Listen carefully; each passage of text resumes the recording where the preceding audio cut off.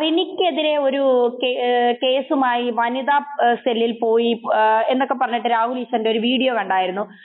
അതിന്റെ കേസുമായി ബന്ധപ്പെട്ട കാര്യങ്ങളൊന്ന് പറയാവോ? കാരണം ഇത്തരം വ്യാജ പരാതികൾ അല്ലെങ്കിൽ വ്യാജമായ കാര്യങ്ങൾ പടച്ചുവിടുന്നവർക്ക് ഇതുവഴി ഏതെങ്കിലും തരത്തിലുള്ള ഒരു താക്കീത്, ഒരു മുന്നറിയിപ്പ് അതൊക്കെ ഉണ്ടാകുമോ രാഹുൽ ഈശ്വറിന്റെ ഈ ഒരു ഇത്തരത്തിലൊരു പുതിയ നീക്കത്തിലൂടെ? ഈ BNS 248 പ്രകാരമാണ് ഞാൻ പോയിട്ടുള്ളത്.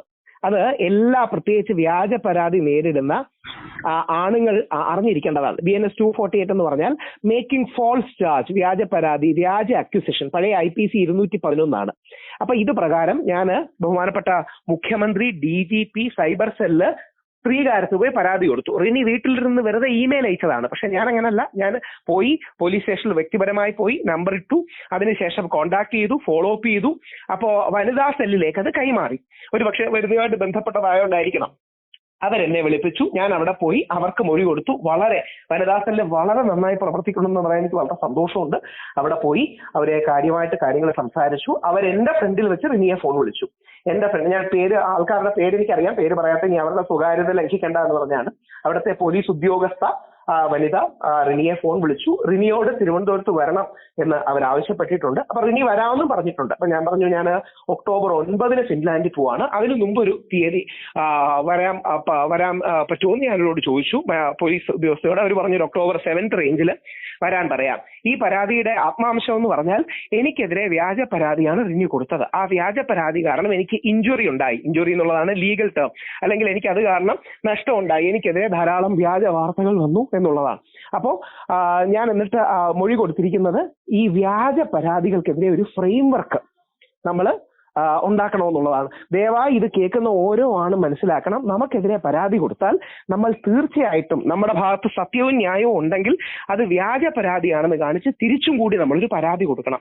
ഇത് കൗണ്ടർ പെറ്റീഷൻ മാത്രമേ ആകൂ. എന്നിരുന്നാൽ പോലും നമുക്ക് കുറെ കൂടി ഒരു ഫെയർ ഹിയറിംഗ് കിട്ടും.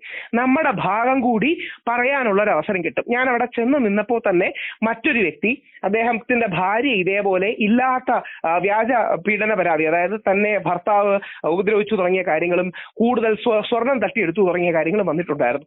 ആ പുരുഷനും അവിടെ അങ്ങനെയല്ല മാഡം എന്ന് പറഞ്ഞ് തിരിച്ചൊരു പരാതി കൊടുത്തിട്ടുണ്ട്. അപ്പോ പരാതി കൊടുക്കുക, പോലീസ് സംവിധാനങ്ങളെയും നിയമ സംവിധാനത്തെയും പോസിറ്റീവ്ലി ലെവറേജ് ചെയ്യുക, പോസിറ്റീവ്ലി നിയമം അനുശാസിക്കുന്ന രീതിയിൽ യൂസ് ചെയ്യുക എന്നുള്ളതാണ്.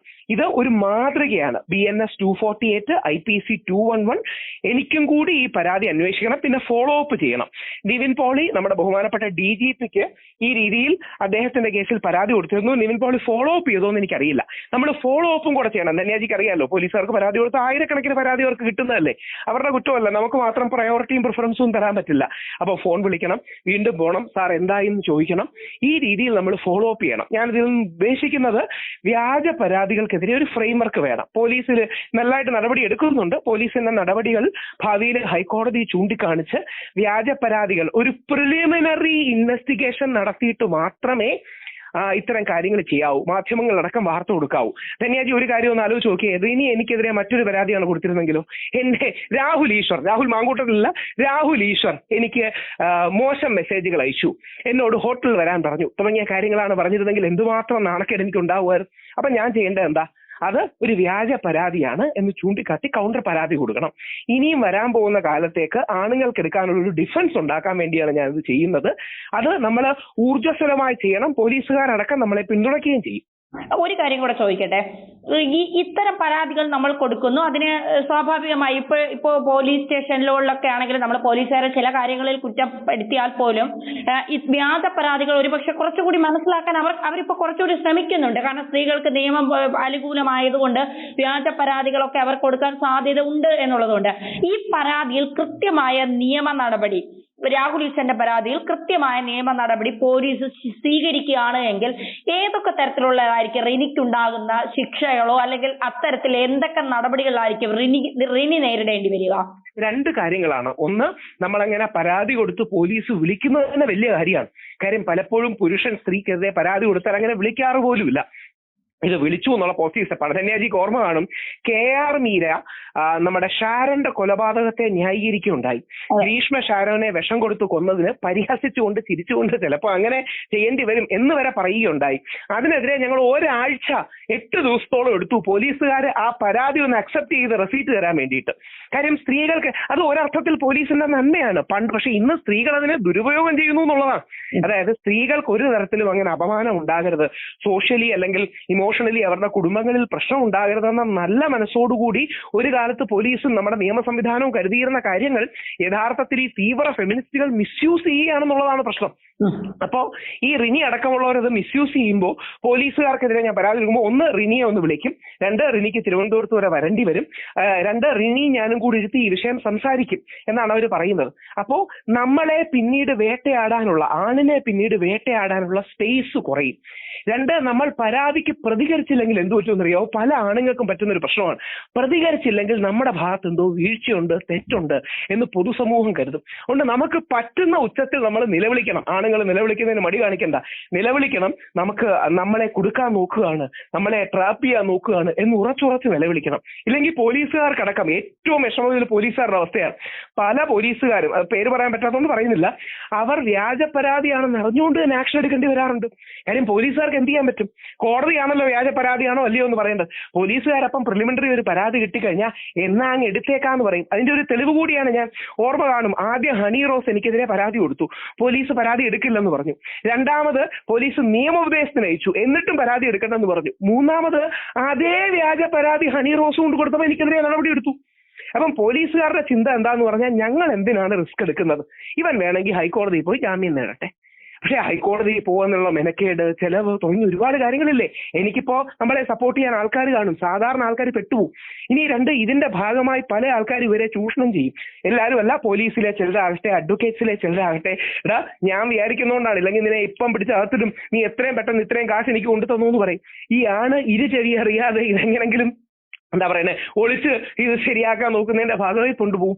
ഒരു 50 വർഷം മുമ്പ് സ്ത്രീകൾ പലപ്പോഴും ഇത്തരം വിഷയങ്ങളിൽ ഒരു നാണക്കേടും സ്റ്റിഗ്മയും അനുഭവിച്ചിരുന്നു. അത് വേദനാജനകമാണ്, സത്യവുമാണ്.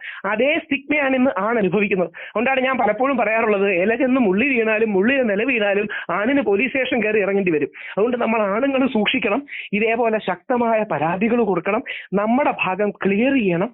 നമ്മുടെ ഭാഗം ക്ലിയർ ചെയ്യില്ലെങ്കിൽ ആൾക്കാർ നമ്മുടെ നെഞ്ചത്ത് കയറിക്കൊണ്ടേയിരിക്കും, ആൾക്കാർ നമ്മുടെ തലയിൽ കയറും. അതുകൊണ്ട് നമ്മുടെ ഭാഗം ശക്തമായി ക്ലിയർ ചെയ്യണം. ഒരു കാര്യം കൂടെ ചോദിക്കട്ടെ, അവസാനമായിട്ട് ഒരു കാര്യം കൂടെ ചോദിക്കട്ടെ. റിനി വിചാരിച്ച കാര്യം റിനി ഇതിൽ നേടി എന്ന് രാഹുൽ ഈശ്വർ വിശ്വസിക്കുന്നുണ്ടോ? റിനി നേടി എന്ന് ആദ്യം റിനി കരുതിയിട്ടുണ്ടാവും. പക്ഷേ റിനി പിന്നീട് മനസ്സിലാക്കി പൊതുജനങ്ങൾ റിനിക്കെതിരാണ്. അവിടെയാണ് യഥാർത്ഥത്തിൽ ആ ചേഞ്ച് വന്നത്. റിനി എന്നിട്ട് ഈ റിനി ഞാൻ വിചാരിച്ചു രാഹുൽ മാങ്കൂട്ടത്തിനെ അങ്ങ് തള്ളി താഴെയിടാം, കോൺഗ്രസിലെ ചില സോ കോൾഡ് അമിത ഫെമിനിസ്റ്റുകൾ എന്നെ സപ്പോർട്ട് ചെയ്യുന്നു, CPM എന്തായാലും അല്ലെങ്കിൽ രാഹുൽ മാങ്കൂട്ടത്തിൽ വീഴുന്നതുകൊണ്ട് CPM സപ്പോർട്ട് ചെയ്യും, അങ്ങനെ സ്റ്റാർ ആകാമെന്ന് വിചാരിച്ചു. പക്ഷെ റിനി പ്രതീക്ഷിക്കാത്ത ട്വിസ്റ്റ് വന്നത് എന്താ? റിനിക്കെതിരെ പൊതുജന രോഷം ഉണ്ടായി. പല സ്ഥലങ്ങളിൽ നിന്ന് രാഹുൽ മാങ്കൂട്ടത്തിനെ വ്യക്തിപരമായി അറിയാത്ത ആൾക്കാർ പോലും, അല്ലെങ്കിൽ രാഹുൽ ഈശ്വറിനെ വ്യക്തിപരമായി അറിയാത്ത ആൾക്കാർ പോലും റിനിയുടെ നടപടികളെ വിമർശിച്ച്, റിനിയെ വ്യക്തിപരമായി സ്ലക്ഷയും ചെയ്യരുത്, അധിക്ഷേപിക്കരുത്, ശരീരഭാഗങ്ങളെ പരാമർശിക്കരുത്, പക്ഷെ റിനിയുടെ നിലപാടിനെ എതിർത്തുകൊണ്ട് ആൾക്കാർ മുമ്പോട്ട് വന്നു. അതുകൊണ്ടാണല്ലോ റിനിക്കെതിരെ കടല് പോലെ ഇങ്ങനെ വിമർശനങ്ങൾ വന്നത്. അപ്പോൾ ഈ അമിത, ഞാൻ ഫെമിനിസ്റ്റുകളെ ബഹുമാനിക്കുന്ന ഒരു വ്യക്തി, അവരോട് അഭിപ്രായ വ്യത്യാസമുണ്ട്. പക്ഷേ ഈ തീവ്ര ഫെമിനിസം, ഫെമിനാർട്ടിസം അല്ലെങ്കിൽ ഓവർ ഫെമിനിസം, അമിത ഫെമിനിസം നമ്മുടെ കുടുംബ സംവിധാനങ്ങളെയും സ്ത്രീ പുരുഷ ബന്ധങ്ങളെയും ഒക്കെ നശിപ്പിക്കും. അപ്പൊ റിനി ഉദ്ദേശിച്ച കാര്യം നടക്കാത്തതിന്റെ കാരണം രാഹുൽ മാങ്കൂട്ടത്തിൽ എണീച്ചു നിന്ന് പ്രതിരോധിച്ചതുകൊണ്ടല്ല, രാഹുൽ മാങ്കൂട്ടത്തിന് വേണ്ടി ഈ സാധാരണ ജനങ്ങൾ എണീച്ചു നിന്ന് പ്രതിരോധം തീർത്തു. റിനി പറഞ്ഞത് കള്ളത്തരമാണെന്ന് മനസ്സിലായി. റിനിയുടെ തെളിവില്ലെന്ന് റിനി 1-2 മുഖ്യധാരാ ചാനലിലും സമ്മതിച്ചു. എന്റെ അങ്ങനെ തെളിവൊന്നുമില്ല, എനിക്കങ്ങനെ വലിയ മോശം അനുഭവം ഉണ്ടായിട്ടില്ല, എല്ലാ സ്ത്രീകൾക്കും വേണ്ടി ഞാൻ പോരാട്ടം ഉണ്ടാക്കുകയാണെന്ന്. അപ്പൊ അങ്ങനെ എല്ലാ സ്ത്രീകൾക്കും വേണ്ടി കപടമായ ഒരു ആരോപണം ഉന്നയിച്ച് റിനി പോയപ്പോ സ്ത്രീകളും പുരുഷന്മാരും അടങ്ങുന്ന എല്ലാ ജനങ്ങളും റിനിക്കെതിരെ തിരിഞ്ഞു. അതിന്റെ തെളിവെന്താ അറിയാമോ? റിനി തന്നെ പരാതി കൊടുത്തിരിക്കുന്നത് എന്താ, അല്ലെങ്കിൽ റിനി എഴുതിയൊരു വാചകമുണ്ട്, സദാചാര അമ്മച്ചിമാർ എനിക്കെതിരെയാണ്. അതായത് അതിശക്തമായ രീതിയിൽ സമൂഹത്തിലെ സ്ത്രീജനങ്ങൾ വരെ റിനി എതിർത്തപ്പോ അവരെ കളിയാക്കി സദാചാര അമ്മച്ചിമാരെന്ന് വരെ വിളിക്കുകയാണ്. അപ്പോ അതിശക്തമായി ജനരോഷം റിനിക്കെതിരെ ഉണ്ടാകുന്നതിന്റെ കാരണം റിനിയുടെ ഭാഗത്ത് ന്യായമില്ല, സത്യമില്ല, തെളിവില്ല, നീതിയില്ല എന്നുള്ളത് കൊണ്ടാണ്.